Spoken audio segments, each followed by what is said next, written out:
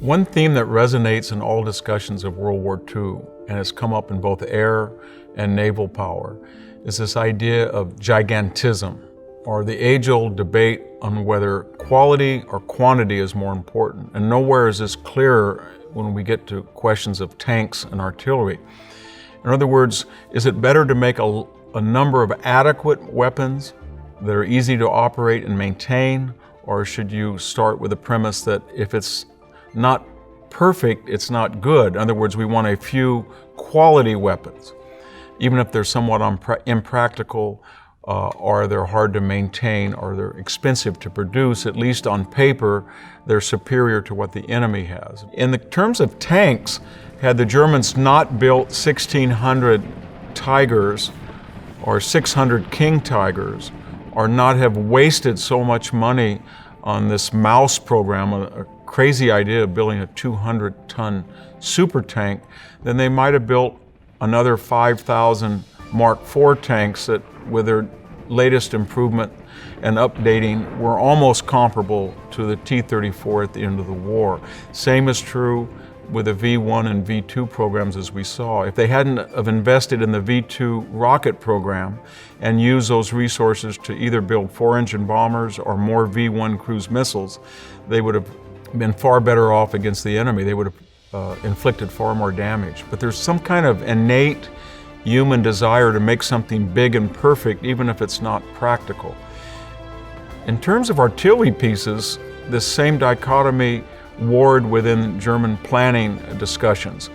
They came up with this 88 millimeter flak gun that turned out, when the trajectory was lowered, it turned out to be the best anti-tank gun. It was very easy to use, it was very accurate, it was very easy to transport, it was very easy to make, and it was absolutely lethal to every Allied tank that came in contact with it. But the problem was, as we said earlier, if they're needed to protect German cities from Allied bombers, then they're not blowing up Soviet tanks. So the question is, why not build more of them? And one of the answers why you didn't build more of them was Hitler had this fixation with gigantism, and this manifested itself out with things like Gustav, not 88 millimeters, not 100 millimeters, not 200 millimeters, not 400 millimeters, not 700 millimeters, 800 millimeters, largest gun made in World War II. 7,500 Germans, soldiers, were needed just to transport it to the Eastern Front, reassemble it, and then maybe you could shoot one projectile per minute, but not more than 200 or 300 when the barrels started to wear out.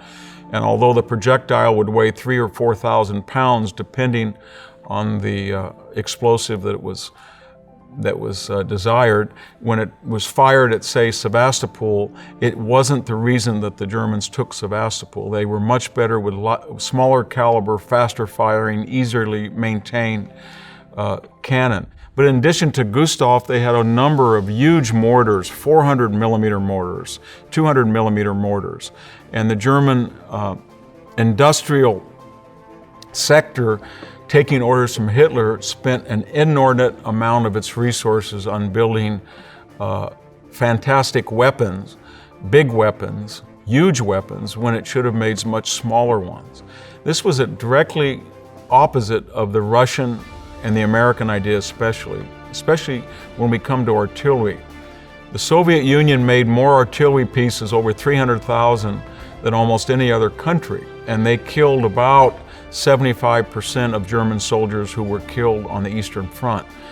And they even went a step beyond artillery with the Katyusha rocket. They thought, you know what, making an artillery barrel and rifling the inside and requires a lot of expense and craftsmanship and some knowledge or expertise to aim and shoot an artillery piece. Why not just make a tube and put a rocket in it and makes them so easy to fire and in such quantity that they'll blanket the general vicinity? And that turned out to be a brilliant doctrine as well. But again, it reflects the idea of quantity, good enough, versus a few high quality caliber weapons.